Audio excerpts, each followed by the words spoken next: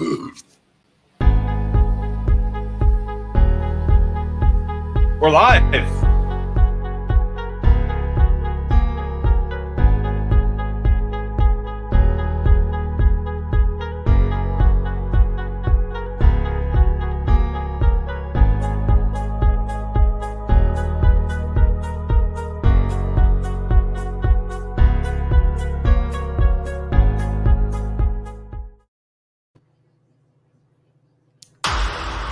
What's going on?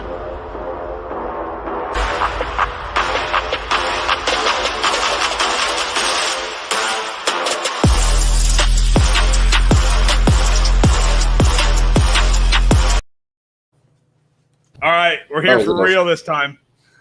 Two intros. I don't know. I just started pressing buttons. They came on. This is the Get the Kids to Bed version of the Sports 2.0 show.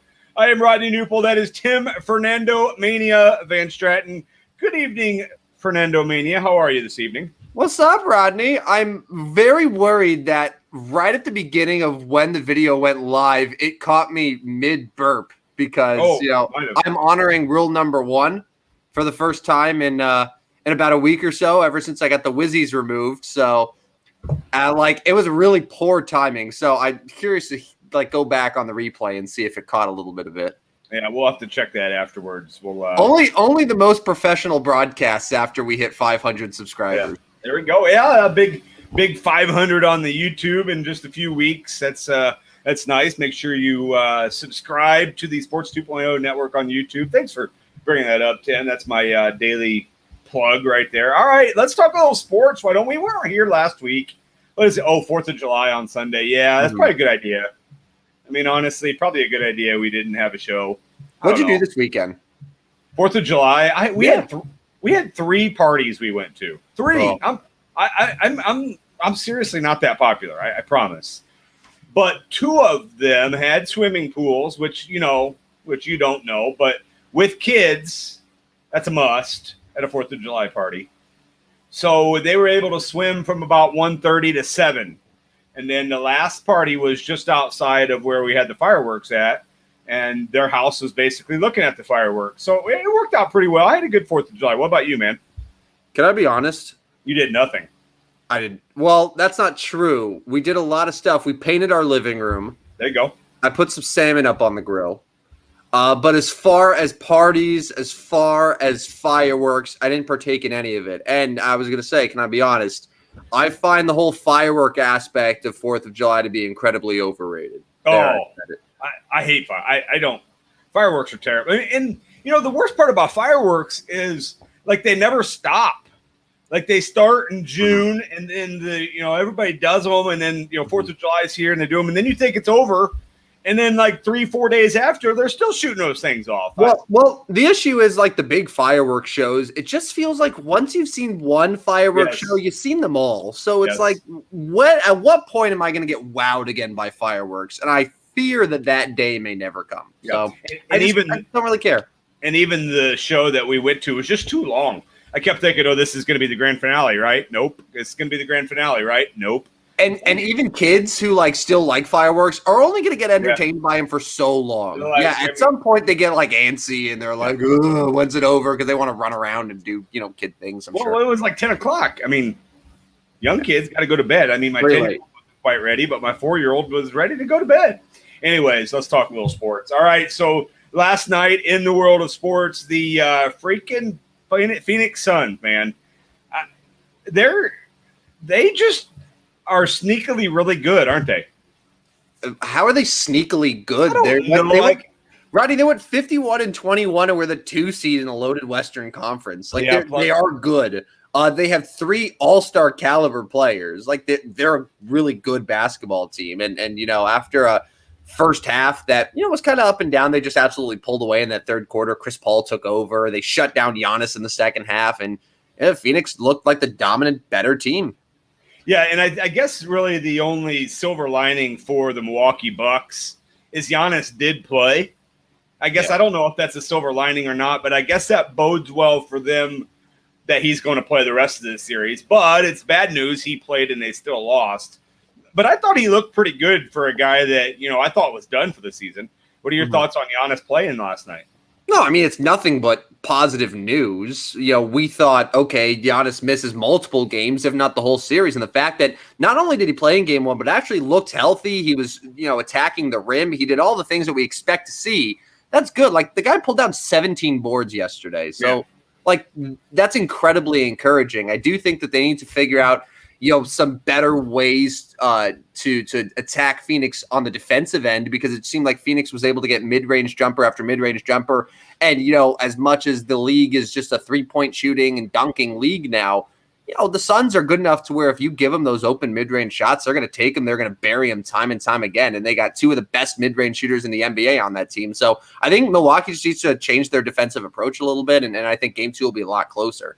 And free throws. Free throws were a big-time name of the game. 25 of 26 for the Suns. They buried them all. And, Devin Booker didn't even shoot the ball that well from the field. He was 8 for 21. But after game 1, so I was on Tuesday. We had a little pre-NBA Finals show, and I mentioned that I really thought the NBA Finals MVP really was going to be Giannis or Booker. And I kind of discredited Chris Paul, but he's obviously the favorite. He was the favorite, and he's the favorite after game 1. He was tremendous. What he had 32 points, 9 assists last night. Chris Paul's big-time favorite going into game 2, right? Well, don't sleep on DeAndre Ayton's 22 and 19 either. I feel like he had a pretty dominant performance too as he continued having a great postseason. But yeah, I would not be surprised at this point if Chris Paul is the favorite, just because there is a narrative that I'm sure the NBA would love to have of Chris Paul, 36 years old, 16th year in the league, first finals appearance, and he ends up getting that finals MVP. I think that is probably what the NBA wants. Like, if the Suns win the title, I'm sure that's what they would prefer over a guy like Booker, who's young, who still has a decade plus ahead of him. So yeah, I as far as that goes, then I would say Chris Paul would be the favorite at this point to win the MVP. But if he plays like he did yesterday, then it's hard to argue with it. You know what is trash? Oh, so many things, but I'd love to hear what you have to say. The Milwaukee bench. It's not very good. Well, okay. Pat Connaughton was, so Bobby Portis is a pretty good player off the bench. Yeah. And Jeff Teague at one point could be a decent player, but he only played 9 minutes. But just let me run over the bench. Pat Connaughton played 28 minutes. Bobby Portis only played 14 minutes. Bryn Forbes, Skeeter's boy, played 11 minutes, and Jeff Teague only played 9. But you compare that to the Phoenix Suns bench. Cam Johnson was really good yesterday. He had 10 points, 3 rebounds, 2 assists. Cam Payne was pretty good yesterday.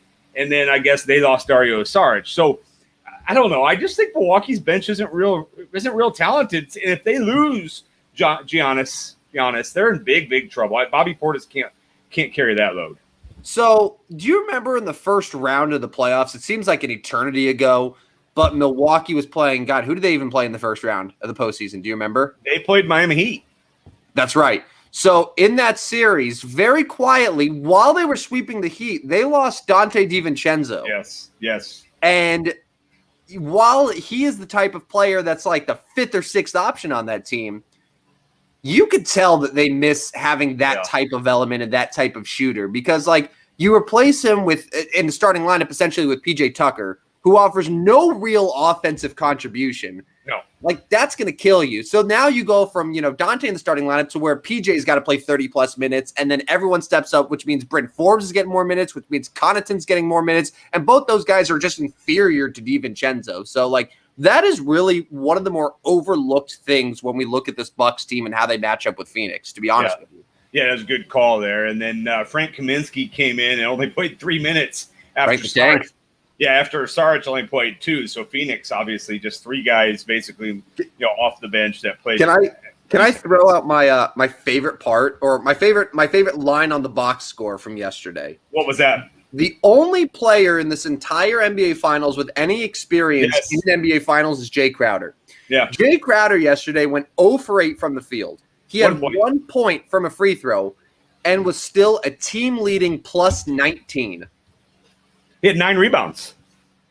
But Rodney, and I know plus minus is a little bit of a flawed stat, but still, plus 19, the best on the team, despite making 0 shots from the field, just goes to show you how valuable he is at everything else besides making shots. And I was a little wowed by the fact he was the only guy. I mean, that's very, very rare in this day of age in the NBA. Very rare. I mean, I'm sure they had that stat somewhere. Maybe this is the first. I'm sure they mentioned it or somebody's mentioned it. Like, when was the last time only one guy?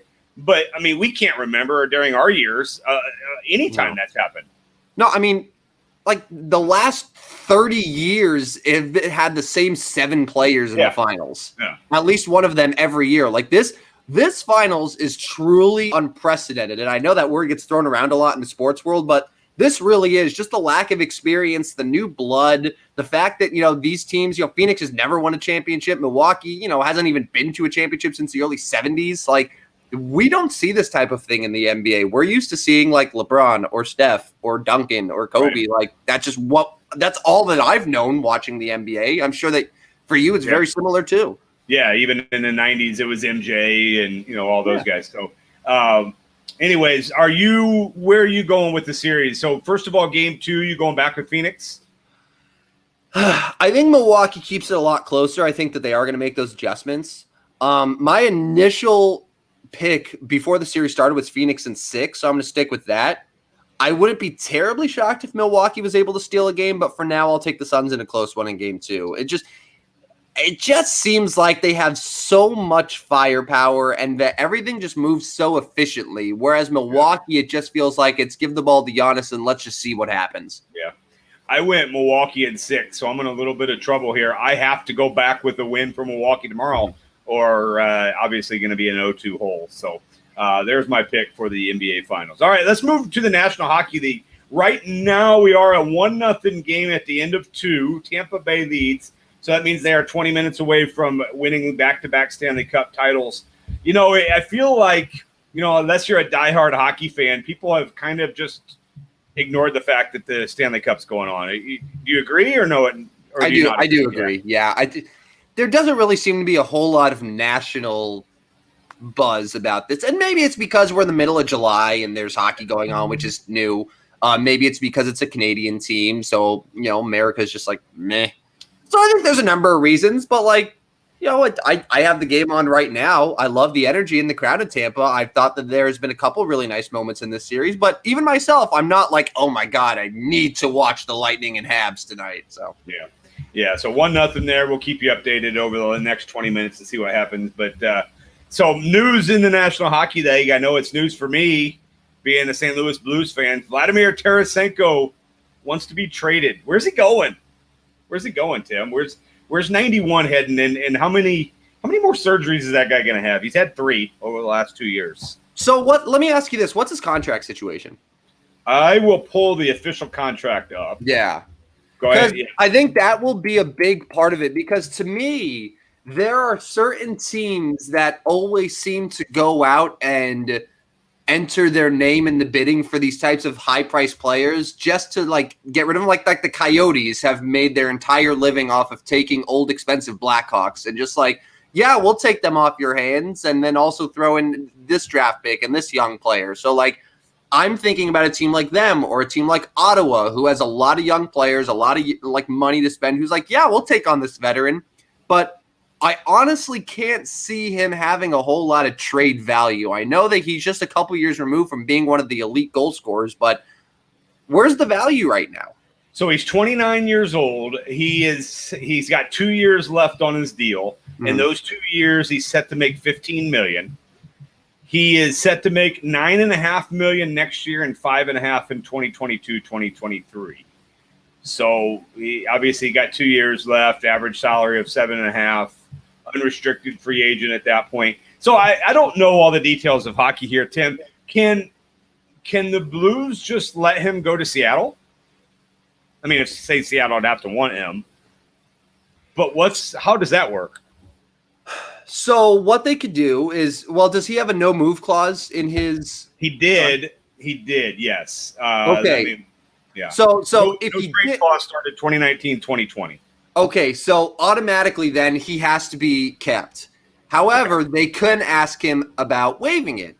And since he's requesting a trade, that's a possibility. So hypothetically, what they could do is they could ask Vlad to waive his no-move clause. He could, and then maybe come to Seattle and say, hey, listen, we are trying to get rid of Tarasenko.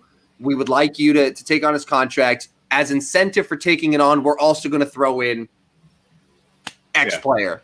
And this is how Vegas was able to get so good, because Vegas did that. Like, they would take on, Jonathan Marchessault's contract, but also get Riley Smith because Florida was just trying to get rid of the deal. Yeah. And as a result, Vegas was able to get all of these good players. So I don't know. It's not saying this would ever happen, but Seattle could be all right, fine, we'll take Tarasenko, but we also want Jordan Kyrou in it. Yeah. And then that's sort of how that deal would happen. And I know it's from the way it sounds, Seattle is not really going to build that way. From what I am hearing and reading, they're looking to build more of a long-term project more than just, hey, be good right now. And maybe that was you that mentioned it a couple weeks ago, but it just doesn't seem like that would be Seattle. So I don't know. I mean, Tarasenko have any fit at all anywhere? I'm just trying to think where he would fit best. What about a team if we're looking at contending teams too, and maybe we're approaching this wrong, and there's a possibility that there's a contender that wants him rather than a team like Ottawa or Arizona. But what about the Islanders? Yeah. The Islanders are a team that I think has some money that has been mentioned as a possible fit. Just right across town, the Rangers, who, Tarasenko and Panarin are close friends. They're represented by the same agent. That could be an option as well. And, the Rangers have young players, and they're a team that's desperate to win now. They just fired their coach, their GM, so they're ready to go. I think the Blues ought to just go get Matthew Tkachuk. Yeah, just 1-for-1, straight up. Perfect. Yeah. Anyway, so that's are you thinking Brady from Ottawa? I'm thinking both. Just both Tkachuks. Very good. Yeah, in a trade. And then, Vladdy just spends half the time with one and half the time with the other. I mean, he's that good. Might as well just Anyways, let's move on from the National Hockey League. I did want to talk the match real quick. I know you and I watched it. You probably watched a little bit more than I did, but we both got to tune in here. We both love that course, but you could not quit looking at that course. No, I was not able to fully devote myself to the NBA Finals. I had to split my attention to the reserve at Moonlight Basin in Big Sky, Montana. Rodney, I kid you not, I fell in love with the golf course yesterday. Nice. I fell in full bloom love, and I would like to live there. I don't want to just play there. I want to live there. I want to live and just sleep on the greens and go to the forest and scour the woods for food. I love it. I'm obsessed with it. I want to be there. It was amazing. It was phenomenal television. The golf was entertaining. I thought the four of them, I love the whole concept of this, and I think that this is something that they should really lean into, these more types of events to just really showcase the personalities of these athletes.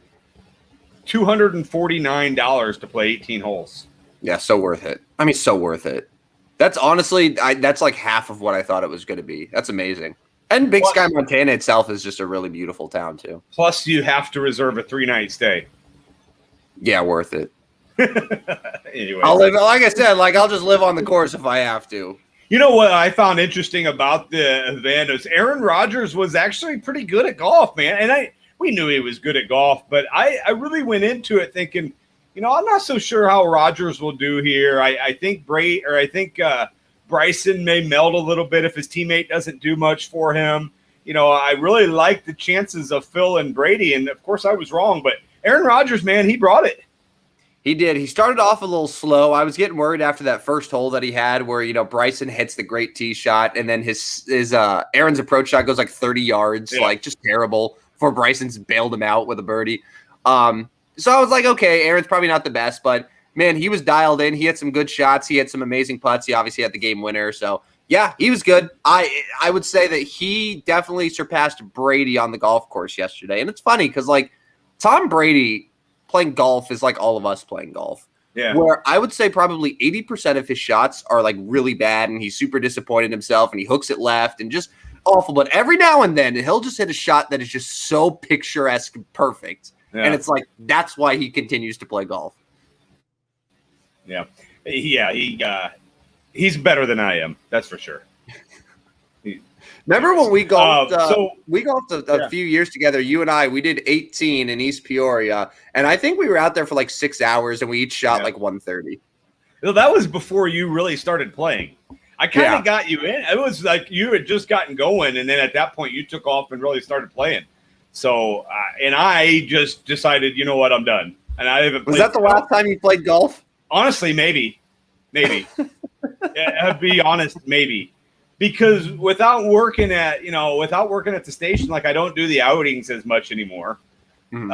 I'm really an outings player, and they'll take like one or two of my shots, and then I'll be happy, and I'll go have the steak dinner and all that. But yeah, that's about it, man. That's about it. I'm just not a golfer. I'm really bad at it. It's expensive, and I really get pissed off. I really get pissed off. So, anyways, hey, I was going to ask you this. You mentioned how the match needs to be something that happens every year. Would it be too much to do like a match now and then do like a match like in the winter at a warm climate, like do 2 a year? I mean, no, I don't think that's too much at all.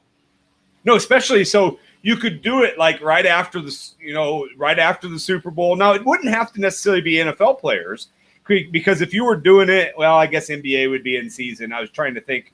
Well, maybe baseball players. So you could do one in like February, right, before or maybe the first, a little bit of spring training, and get it to elite baseball players out there. But I think there is a market for that, like February, and then this one here in July. Or I would rather see this in like September or something. But anyways, a second one would be nice.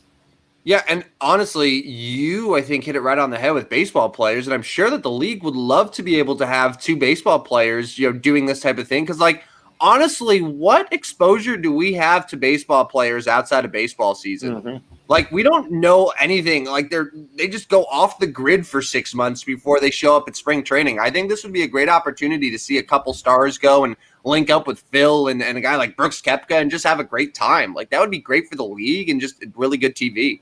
Now, I know you would like this because you are his number one fan, but what about Mike Trout and Bryce Harper? Yeah, well, Trout obviously has tons of golfing experience from not playing in any Octobers. But legitimately, though, he does play golf. I don't know about Harper in terms of golf, but, like, yeah, why not? I think that would be great. You could match. So I think you would like Bryce Harper, Mike Trout, Brooks Koepka, and Bryson DeChambeau. So, okay, this may be an unpopular opinion because I know we all want to see Bryson and Brooks together. I want to see them paired together for a PGA Tour event. I do not want to see them together on the match because I think the match is all about laughing and having fun and just sort of like a nice relaxed atmosphere that the viewers can all enjoy. And I feel like the two of them is not going to be like a fun experience. There's just going to be a lot of tension. And it's like, it's at some point, it's just going to feel like really bad. Yeah, you're probably right there. And speaking of golf, it is Wednesday, so we've got to give our John Deere Classic picks. We got to go through. So last week, I did not do real well. Webb Simpson didn't make the cut. Your guy, at least, Big Will, was only 4 back for a while. I think he kind of folded. Yeah, he faded, man, but I was feeling so good on Friday. I was like, man, am I about to pull this out again? We are definitely experts this time because this course is literally only 90 miles from us. So this makes us experts. We are John Deere Classic experts. So I'm ready to give our picks for the event, and I'm really excited about this. And we've got a couple local guys. I mean, we are like in golf heaven right now. I can't emphasize enough how experts we are here. Yeah. Do you have any thoughts on the John Deere Classic though? Have you looked at all? I don't even know who's playing. I got an idea who's playing. Basically, if you do like fantasy golf on DraftKings, it's all of the guys who in any other tournament are like $7,400 and less. And that's basically this entire course with the exception of like a couple guys like Daniel Berger, Sung J.M., who are like, top 30, 40 golfers. Kevin Na, I think, is top 40 in the world. So like you got some of those guys, but this is going to be a course where you need to go like 22 under par to have a chance at winning.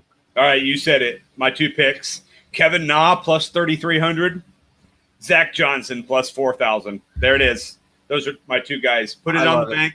Make your teams. Get the bets in. That's your winners right there. Hey, we can't be any worse than Dave Portnoy saying, "Hey, pick these guys." That's our picks, and that's what we're sticking with. I have no idea what the odds are, but I'm going to go see Woo Kim. That's my pick. Siwoo Kim, not Sung J M. No, Siwoo Kim. I'm very deliberate with Siwoo Kim. He's playing this event specifically to get ready for the Olympics. They're skipping out on the British Open and then doing this event before they head to Tokyo for the Olympics. So I think that they are going to take this very seriously. So I got Siwoo Kim. Plus 3,000. Love it. Let it roll. Johnny Vegas is in this event at plus 4,500. Sure is. Harold Varner. Some of my favorite guys are playing in this event. This is an event I really like. Pat Perez is playing. Anyways, we mentioned a few local guys. Good luck to Pekin native DA Points, who has missed 18 out of his last 20 cuts. Oh. And East Peoria native David Perkins, who I can't even find on the list right now. Well, this is his first event, right? This is his first tour event. He got the exemption. I mean, ISU. So plus 40,000. Yeah, that sounds about right. Hell, I mean, it's like, what is he, like 5,000 to 1 to make it to Saturday? That's worth it. Anyone can make the cut at this thing, to be honest. It is. Yeah. All right. So those are our John Deere Classic picks for the week. Hey, do you have a GCD of the week? I do. Yeah. Right. The GCD is the entire Chicago Cubs. Yeah, man. But they're winning tonight. Are they? Well, I know Andrew McCutchen hit a 2-run home run to close the gap a little bit. It's amazing. So you know how the Cubs bullpen was like the greatest bullpen in the history of baseball for the first 2.5 months of the year?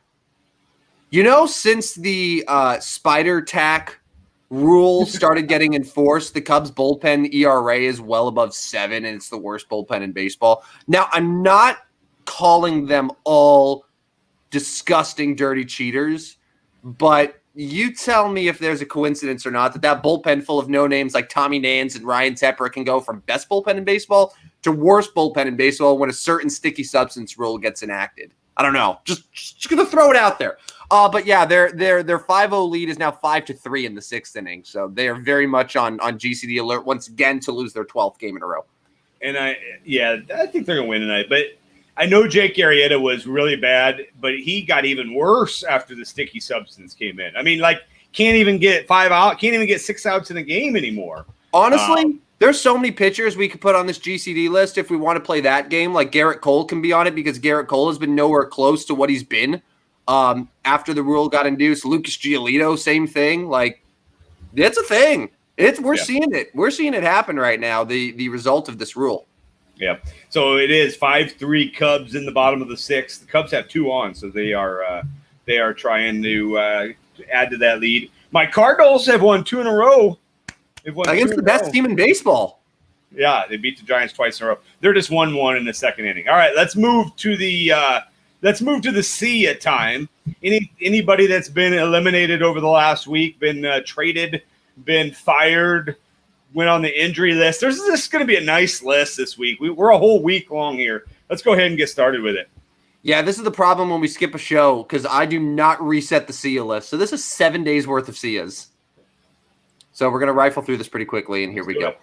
SIA, Los Angeles Clippers. Yeah, that did not hurt your feelings. No, not even a little bit. Their franchise is doomed to mediocrity forever. SIA Matt Shoemaker, DFA'd by the Blue Jays. SIA Victor Arvidsson, traded from Nashville. That was surprising. SIA Megan McCain, leaving The View. Oh yeah. I've never seen The View. I don't know if you have it on since you work at home now, but anyway. SIA Tim LaCastro, traded to the Yankees. SIA Bryson DeChambeau's caddy, Tim Tucker, outright quit. That's weird. Quit. I'm done with you, Bryson. Weird story. Yep. You'll like this one. SIA Kofi Coburn. Maybe. Kind of. Sort of. If you put those little orange and blue little symbol things, he might come back. Yeah, and if he doesn't come back and if he goes to Kentucky, we'll just say, "Oh, they clearly didn't do enough emoji diamonds to convince him to stay." SIA. In other news, Bill Self's got a squad this year. Has he? I trust your judgment on that until December when you start calling them all GCDs because of how pathetic they are and whatever. SIA Jalen Harrod, Raptors guard, who's banned for a year. SIA Sha'Carri Richardson, the Olympic sprinter who was banned for smoking that pot. I'm tired of hearing about that story. I'm tired of hearing about it too, and I know that we, are trying to run through the Sia list, but I get like why people are upset, but also she like very much knew the rules. She did know the rules, and there are rules in place. I mean, we all have to follow rules. Period. Like, it's possible that they can be dumb rules, but also still rules at the same time, and I feel like people lose sight of that. We all have had to follow dumb rules before. Yeah. It's annoying. Sia Kevin O'Bainer, who was the breakout star for Oral Roberts in the tournament, who is now entering the transfer portal. Sia Yermin Mercedes, the darling of the White Sox, sent back down to the minors. Tony La Russa's fault. Yep, all Tony's fault. Sia Hideki Matsuyama withdrew due to COVID-19. Get your vaccine, bro. This one brings me. Well, I shouldn't really say brings me joy, considering it's a very terrible story. But Sia Trevor Durant. Is he going to pitch for the Dodgers again? I don't know, man. That's bad news. I am not going to comment much more on that because I have my own thoughts on this. But the story is horrific, obviously. Will he pitch this year? I said yes originally. I'm starting to think no. I'm starting to think no. That's not good. No, not good. Not at all. Sia. Well, this is kind of a bad Sia, but Sia Siwoo Kim and Sung Jae Im from the British Open because they are not going to be in the British Open. Sia Gulf of Mexico. That shit caught on fire, bro. Yeah, I know. I was almost speechless. Like, what do you mean the body of water is on fire? Like, I just don't understand. It was like a portal to hell that just opened up in the Gulf of Mexico. Like, that was crazy. Yeah, no, there's been some weird shit that's went on in this world, but that was one of the top ones right there. That's weird. Just when you think that you're past 2020, you get a little 2020 to sneak right back into 2021. I like it. Sia Kyle Schwarber strained his hamstring, hit like a bajillion home runs, and then strained his hamstring, and now he's out for the foreseeable future. So and wasn't he going to hit in the home run derby? That's what they were talking about, but I guess not. Sia John Nagowski traded to the Pirates. Yeah, it pitched. Yeah. But he seriously had like 8 hits in the series against the Braves. Like 8 hits in the series, and he didn't even have 8 at-bats for the Cardinals, I don't think. The guy can't hit. The guy's no good. He's going to be an all-star now. He's the next Luke Voit. Next Randy Arozarena, next Adolis Garcia. I mean, take your pick. All of them. Sia Atlanta Hawks. That one's sad. Yeah. Sia Marv Albert. Yeah, he's kind of the voice of the NBA for me, though. So I'm kind of sad there. Yeah, definitely. Sia CJ Abrams, top prospect for the Padres, out for the year. Yeah. I got a lot of his rookie card if anybody ever wants one. Sia Nate McMillan's interim tag. Got the full-time gig. Deserves it. Deserves it. Yeah, definitely deserves it. Sia Sixto Sanchez, the Marlins pitcher who, they expected to be a big part of their rotation this year, has been out with an injury, but now getting season-ending surgery. So his whole 2021 just a wash. One of my favorite names in Major League Baseball. Sixto, yeah. It's a really good name. I'm with you there. This one sucks. The White Sox just keep getting banged up. Sia Yasmani Grandal torn a tendon in his knee, out 4 to 6 weeks. Might be back by September. That's when they need him. Then, man, they're going to get like Eloy and Robert and Grandal all back at the same time. That's going to be wild. You know who's not going to be back? Adam Eaton. Yeah, you're all right. Yeah. See Adam Eaton. Yeah. Well, I was going to get to him. Thank you for spoiling that, Rodney. Sia Rachel Nichols. Yeah, now that's another story that I'm a little annoyed by. And that's a topic for another day and probably a topic more built for nerds. How is it a nerd topic? There's no analytics there. No, but I think nerds talk about this one a little bit more. I'm going to stay out of this one. Just like the Trevor Durant story, I'm going to stay out of this one. Yeah, even though we didn't really stay out of that story either. But well, I didn't give my full thoughts. I mean, if you want my full thoughts, I can come over tomorrow night and we can talk. Regardless, Sia Rachel Nichols not on the NBA Finals sideline. Who knows? She's going to be back at ESPN. Who knows? Sia Spain. My soccer people have told me that they lost to Italy yesterday. So, Sia España. Sia Rowdy Tellez traded to the Brewers. Brewers. I love that the Brewers now have Tellez and Vogelbach platooning at first base. You know what the Brewers keep doing? winning. Yeah, and it's weird because they are addressing a need and they're going out and trying to fix it. I can't relate. No, the other NL Central teams are like, what? How can you do that? Are they allowed to do that? What? Yeah. By the way, total interruption, but I'm watching the Lightning game and I just saw the most Tampa Bay sign ever. Some woman near the glass had a sign that said, "My cup size is Stanley." Yeah, that's a Florida woman. Florida woman. God, Tampa Bay not Tampa Bay, Tampa, technically. City of Champions. My God. Yeah, and I'm glad they're not underwater today after Elsa came through. Yeah, no kidding. See ya, Phil Brady. That was sad. Yeah. Adam Eaton. I had that DFA'd, today? Today. Yeah. See ya, Trevor Durant bobblehead night. Yeah, good idea. Probably a very good idea. That would have been very uncomfortable for a lot of women in the crowd. See ya, XFL and CFL partnership talks. Yeah. Cuckoo! Which at first I was like, okay, who cares? But now as a result of that, it doesn't look like the XFL is going to be back until 2023 now. So, man. I had high hopes for The Rock in St. Louis, but. Me too, man.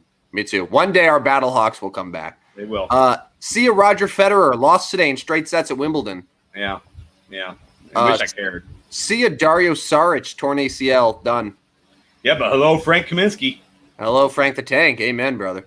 See ya, Jake Arrieta, fake IL hamstring tightness. Yeah. I am fully 100% convinced, you cannot tell me otherwise, that Jake Arrieta didn't fake an injury. Or at least the Cubs didn't fake an injury on his behalf. He was totally healthy yesterday, just sucked ass. You know what else Jake Arrieta did? He cheated in 2015. Oh, you're going to come right out and say it. Yeah, he cheated. Yeah. I'm starting to think he did too. I'm starting to think that he was a total fraud in those 2-3 years with the Cubs. I mean, like nobody could hit him. Like nobody can hit him.